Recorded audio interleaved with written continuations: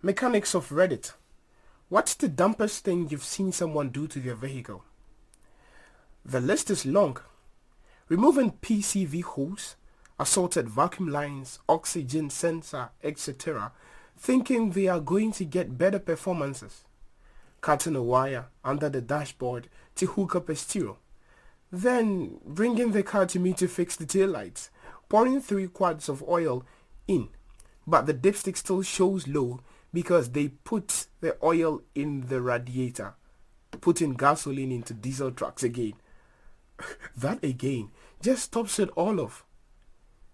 You would think people learn, but sometimes not. And those stories can make the best jokes. The again addition make me chuckle. Doing it once, they get a pass. Maybe their last vehicle, other vehicle or work vehicle take diesel. Or they were just generally having a bad day. Had a customer once who had their oil light come on, couldn't figure out how to top the oil up. He thought it might have worked like his boat motor, so he poured a junk of oil into the fuel tank.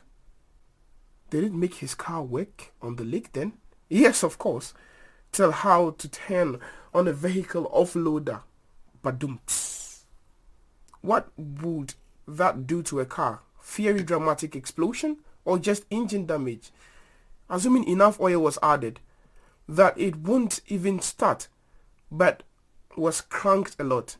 Possibly not damage to the engine, but a lot of work to fix.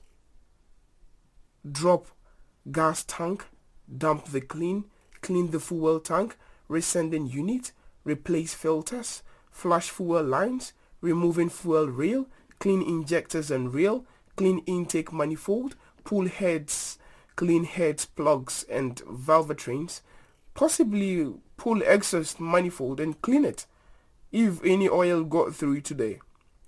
If honestly not sure if would even get past the injectors though. Depends on how much he added and how well it was mixed. That might be a couple of sensors to replace as well. Expensive, time consuming, but I don't think it would be anything fatal. I got a bad gas once, 1:1 ratio of a gas to water due to station leak. And had it go through all this, 2015 Camaro, and still never drove the same. The gas station paid for the damage or cleaning. I imagine their insurance would have had to. Worked as a car cleaner at a dealership one summer in high school. Guy told in a relatively new top-of-the-line Corvette. He had bought there something before I started. He was pissed that it had died on the road and had been running like shit before that, ranting and raving about how he spent all his money and it only went X months or years before completely breaking down. One of my work buddies got to it to lift up and started looking it over. He opened the oil drain plug and nothing comes out. He pulls apart the engine and the oil could now be best described as glue. Owner talks to the guy and asks when the last time he changed the oil was. Guy had zero idea what he was talking about. He had no idea that you had to do that. He assumed you just added gas. That's the only thing you needed to do. And the car was a complete loss.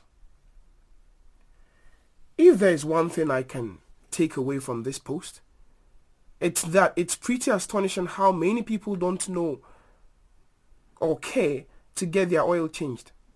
My best friend drove for 2 to 3 years before he threw a rod because he had never checked or changed the oil. Absolutely not his fault. Literally, no one ever mentioned it to him. People don't know what they don't know. His parents should have explained basic car maintenance to him. For all those owner's manual commenters, the car was over 10 years old. It is not uncommon for owner's manual to be missing on used cars that are old. Yeah, it is usually there, but not always. Also, I'm not sure of the matters. I've never seen a kid with their first car read the owner's manual ever. They go show it to their friends, and have some fun, which is exactly what we did. Oil lights were one of the things that the car was built. I'm not exactly old, but this was over 15 years ago, and the car was over 15 years old. We went through basic maintenance, and the drivers had oil fuel level, different fuel types, tire types, snow tires or mandatory here in winter.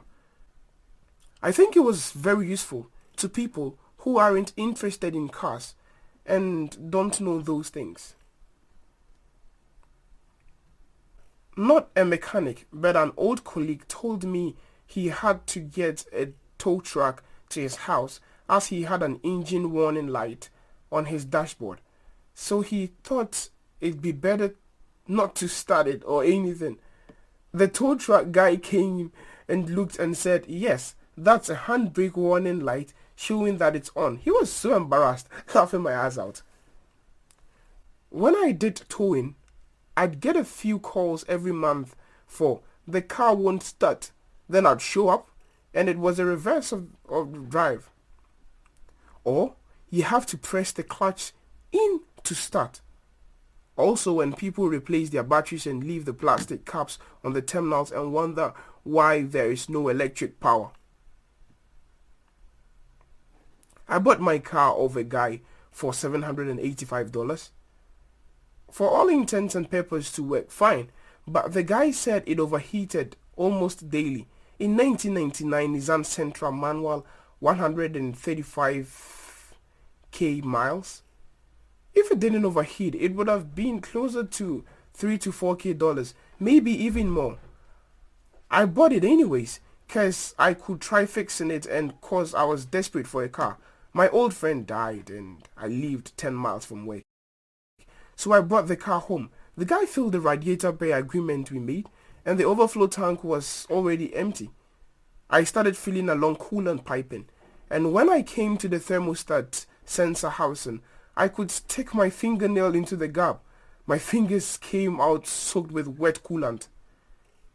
Went to the parts store, spent $10 on my housing, $3 on the same liquid gasket, $50 on the new oil and the new oil filter, and the new air filter, radiator cleaner, coolant. Spent an entire day putting the gasket in. The reason it took so long was a freaking story and a half that it was all Murphy's Law. Changed the oil, cleaned the radiator, and I haven't had any trouble since. All in all, a perfectly working car for about $850. I kind of feel bad for the dude who sold it to me. Okay, just a couple of bolts. Can every spanner but the one size you need? Finds the correct spanner, bolts a bit stiff. Proceeds to round the bolt. 3 hours later, finally to get a bolt out. Okay, now you get a second bolt. Funnily enough, that's exactly what happened. The bolt I bit, along with a few other things.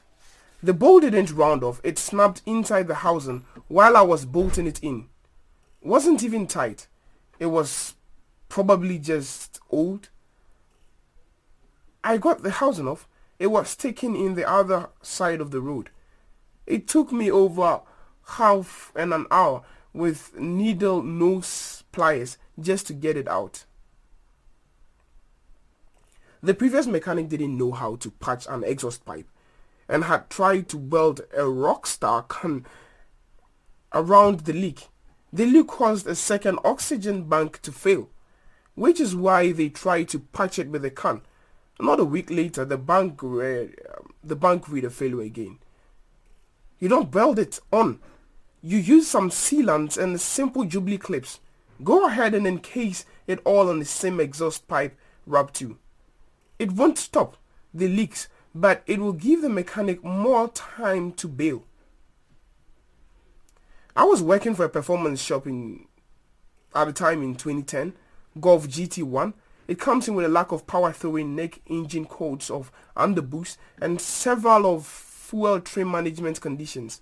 Did the typical process of checking the turbo waste gate opened. I ensured the smoke test and charge side of the turbo system for leaks. tested fuel pressure, all checked out, removed the intake sides of the turbo to inspect the size of the rubber spout, all good. Looked inside the intake bolt. This moron bought one of these turbonator gimmicky things and put it inside the intake. It had turned completely its side. It was restricting 80% and the airflow removed the obstruction and the motor operating valves turned, the normal power was restored. Did not feel any guilt that this idiot had to pay a few hundred for me to diagnose and remove this awesome day performance mode. I just looked up the turbonator and was about, because I have never had it before. The first review of one I found on Amazon was a guy complaining that the things broke off and got sucked in the engine, causing a lot of problem. As far as I can tell, these things are equivalent to sticking a tin pinwheel in your rear air intake.